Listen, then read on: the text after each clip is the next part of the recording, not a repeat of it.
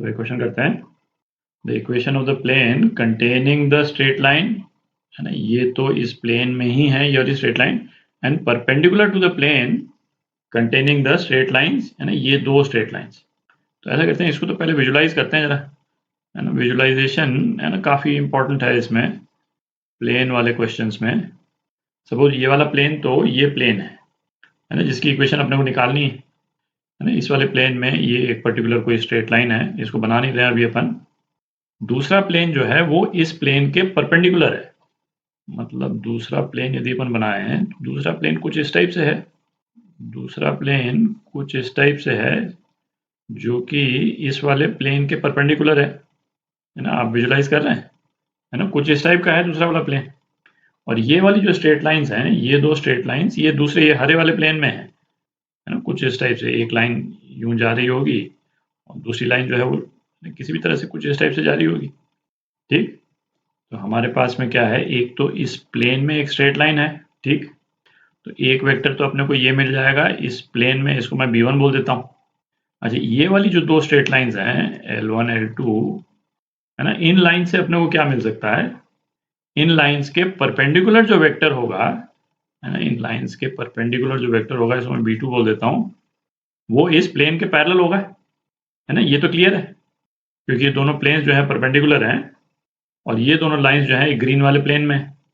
तो यदि अपन b2 निकाल लेते हैं, तो b1 और b2 को यूज करके हम ये जो हमारा रिक्वायर्ड वाला प्लेन है, इसके परपेंडिकुलर हम वेक्टर निकाल सकते हैं नॉर्मल। तो पहले तो b2 निकालते हैं अपन। ये L1 लाइन के डायरेक्शन वाले वेक्टर को मैं v1 बोल देता हूँ, L2 लाइन के डायरेक्शन वाले वेक्टर को मैं v2 बोल देता हूँ, ठीक। तो आप सीधा भी लिख सकते हैं, बट इसको, है ना, हर स्टेप को लिख लिख करके कर रहे हैं अपन। तो v1 जो है वो क्या आ रहा है, 3i plus 4j plus 2k, और v2, है ना, v2 क्या है, ये दूसरी वाली line, 4i plus 2j plus 3k, ठीक। b2, है ना, b2 क्या है, v1 क्रॉस v2, ठीक।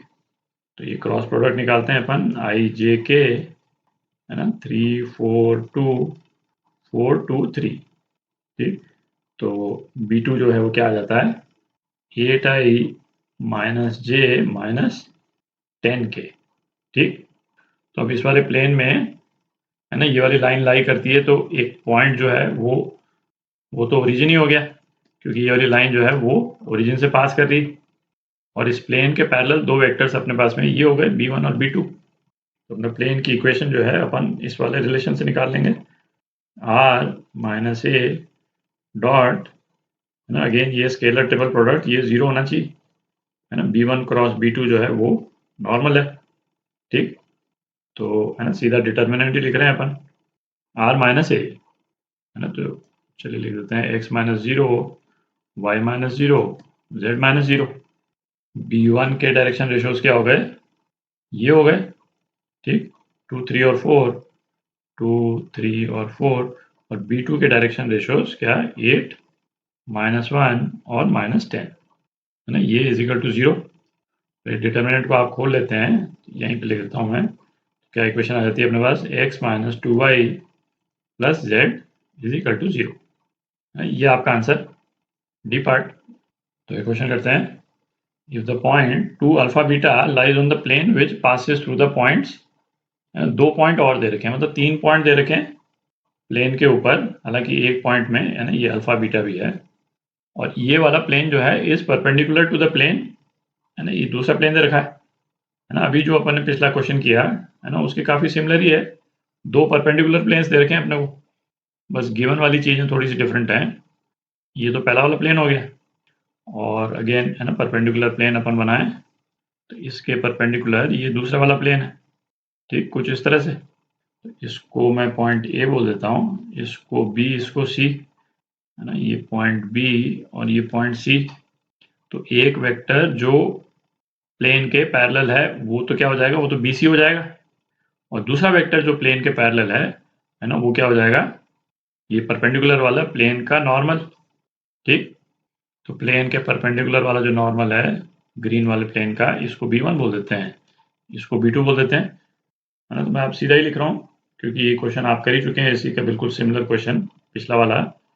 B1 जो है वो क्या हो जाएगा, है ना। इक्वेशन जब अपने को इस वाले फॉर्म में दे रखी हो, है ना, ये लिख देते हैं अपन ax plus b y plus c z plus d is equal to 0, है ना। प्लेन की इक्वेशन इस वाले फॉर्म में, तो उसका नॉर्मल जो है वो क्या होता है, ए आई प्लस बी जे प्लस सी के, है ना, ये इसका नॉर्मल होता है। तो B1 है ना, B1 जो है वो क्या हो जाएगा 2i माइनस 5j, ठीक।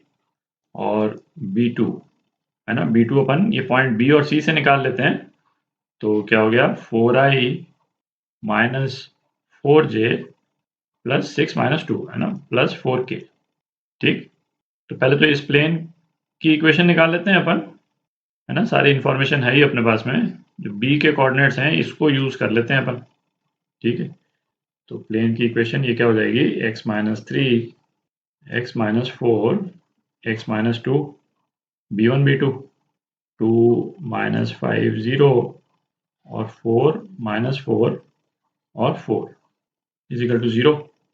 तो इसको आप सॉल्व कर लें तो क्या आ जाता है 5x plus 2y minus 3z is equal to 17। ये तो आपकी प्लेन की इक्वेशन आ गई, है ना, ये प्लेन की इक्वेशन आ गई। अच्छा अब देखें अपने को क्या निकालना है, 2 अल्फा माइनस 3 बीटा। तो ये वाला जो ए पॉइंट है, अल्फा जो है वाई कोऑर्डिनेट ही है और बीटा जो है वो जेड कोऑर्डिनेट है, जो कि 2 अल्फा माइनस 3 बीटा यहीं से आ जाएगा, है ना। पॉइंट ए जो है प्लेन पे लाई कर रहा है, तो इसके कोऑर्डिनेट्स इसमें डाल देते हैं। तो ये क्या हो जाएगा 10 plus 2 alpha minus 3 beta is equal to 17। तो 2 अल्फा माइनस 3 बीटा, है ना, ये क्या आ जाता है 7, है ना। ये आपका आंसर बी पार्ट।